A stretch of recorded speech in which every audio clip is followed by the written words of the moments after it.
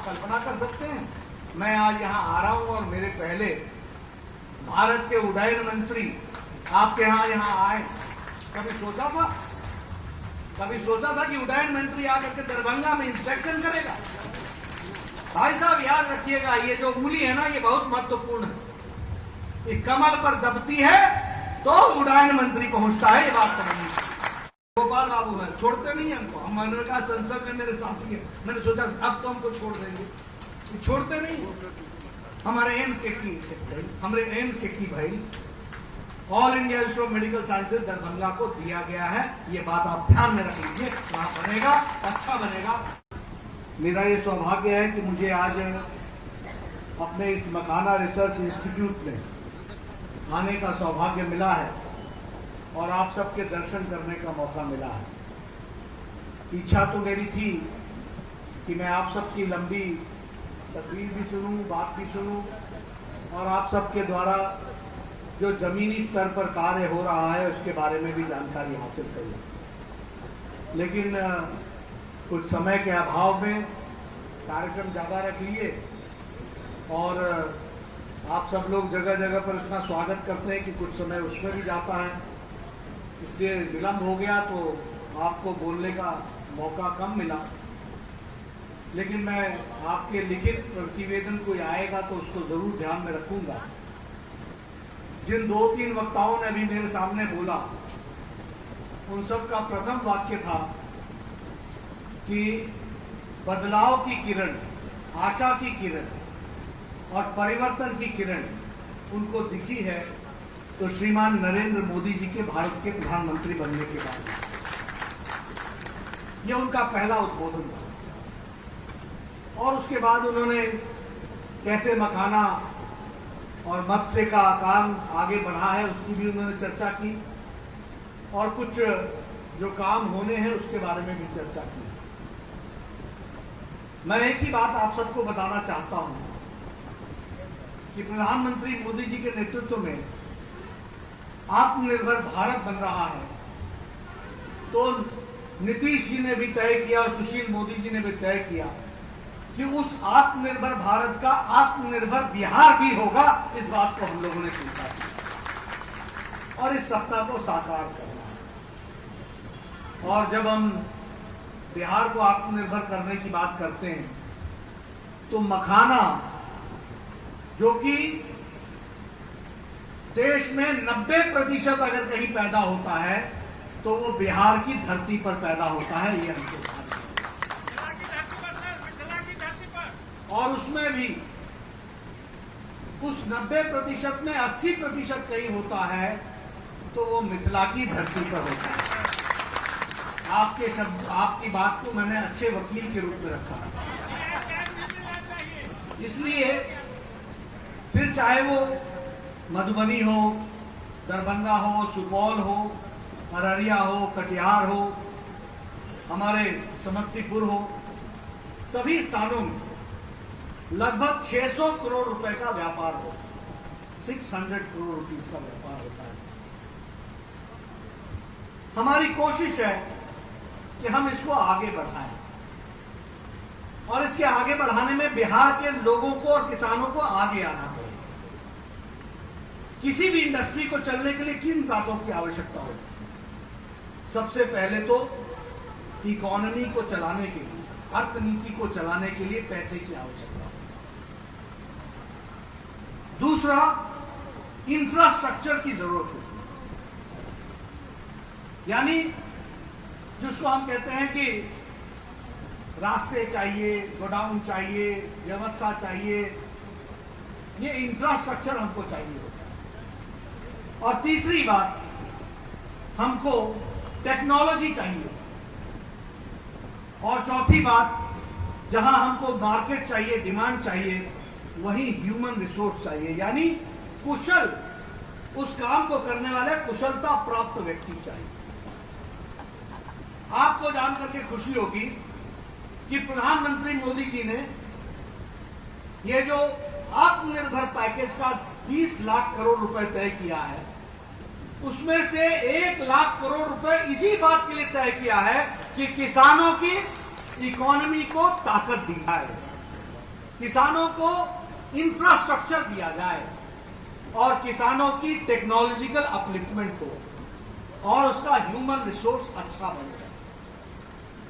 अब मेरा आप सबसे निवेदन है कि मोदी जी ने अगर 1 लाख करोड़ रुपए किसानों को दिया है तो हम लोग फार्मर्स प्रोड्यूसर्स ऑर्गेनाइजेशन एफपीओ किसान समूह, जो किसान उत्पादक समूह है, उसमें हम लोगों को भागीदारी करनी चाहिए और आपके गांव में, आपके इलाके में इकोनॉमी को चलाने के लिए, टेक्नोलॉजी को लाने के लिए, प्रशिक्षण करने के लिए, स्टोरेज करने के लिए, इंफ्रास्ट्रक्चर खड़ा करने के लिए, कोल्ड स्टोरेज खड़ा करने के लिए वो एफपीओ अपना अपना प्रपोजल दें। और मैं आपको विश्वास दिलाता हूं कि नीतीश कुमार जी के नेतृत्व में और माननीय मोदी जी के आशीर्वाद से वो सारे चीजें गांव में उपलब्ध होंगी। इस बात को हमको ध्यान रखना है और इसीलिए मैं आपसे निवेदन करने आया हूं। 10,000 करोड़ रुपए रखा गया है सिर्फ ये जो छोटे उद्योग बनेंगे उसके वैल्यू एडिशन के। 20,000 करोड़ रुपए रखा गया है कि ये जो मार्केट से लिंक करना है किसान के उत्पाद को, इसमें जहां जहां दिक्कत आती है और उसमें जो जो खर्च होना है उसके लिए 20,000 करोड़ रुपए रखा गया है। ये आप समझिए। इसलिए अब आपके पहले आप क्या कहते थे, कोई सुनता नहीं है, कोई सुनता नहीं है, बोले तो बोले किसको, कहां से आएगा पैसा। आज हम आपको बता रहे हैं कि मोदी जी ने 1 लाख करोड़ रुपए दिया है किसानों के इस विकास के लिए। 20,000 करोड़ रुपए दिया है छोटे छोटे उद्योगों के लिए और वो छोटे छोटे उद्योग अपना वैल्यू एडिशन कैसे कर सकते हैं, पैकेजिंग कैसे कर सकते हैं, जीआई टैग कैसे लगा सकते हैं, इसकी उसमें चिंता की। और 10,000 करोड़ रुपए दिया गया है इंफ्रास्ट्रक्चर। तो मेरा निवेदन है कि हम इसका लाभ उठाएं, इसका उपयोग करें। 1 टन मखाने पर 5 लोगों को रोजगार मिलता है। 20,000 टन पर लगभग 1 लाख लोगों को रोजगार मिलता है और जब 2 लाख टन मखाना आप पैदा करते हैं तो 10 लाख लोगों को रोजगार मिलता है। इसलिए मखाना अपने आप में बिहार की तस्वीर बदलने की ताकत रखता है। इस बात को हमको समझना है। मुझे खुशी हुई, मैं सोच रहा था कि मैं मछली पालन पर बोलूंगा, मोदी जी ने अलग विभाग बना दिया। 20,000 करोड़ रुपए सिर्फ मत्स्य और वो भी समुद्री मछली नहीं, नदी की मछली, फिर चाहे तालाब, पोखर, फिर चाहे गंगा, सोन, गंडक, बूढ़ी गंडक, इन सब में जहां भी मछली होती है सबके उत्पादन के लिए 20,000 करोड़ रुपए अलग से रखे गए। वहां भी मैं ये कहूंगा कि आप समूह बनाइए, फार्मर्स का ग्रुप बनाइए, मछुआरों का ग्रुप बनाइए, मछली के व्यवसाय से जुड़े हुए लोगों का एक संगठन बनाइए और अपनी योजना को आप ले जाएं। और इसमें तो पैकेजिंग से लेकर के, उसकी टैनिंग से लेकर के, उसको किस तरीके से लंबे समय तक बचाया जा सकता है उसकी भी व्यवस्था करने का इंतजाम है, वैल्यू एडिशन करने का इंतजाम है।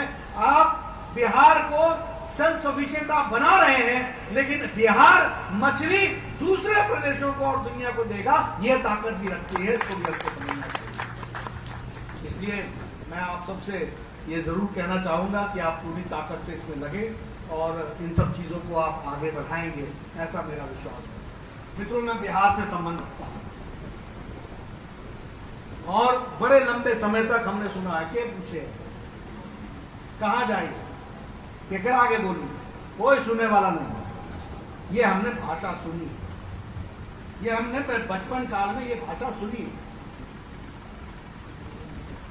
केकर आगे रोई, कहा हुई हमारा, सब सुना है। लेकिन आज जब मैं आता हूं तो मैं ये कह सकता हूं कि आपके सुनने वाले नरेंद्र मोदी हैं। इस बात को हम जबरदस्त के साथ कह सकते हैं। आप कल्पना कर सकते हैं, मैं आज यहां आ रहा हूं और मेरे पहले भारत के उड्डयन मंत्री आपके यहां आए। कभी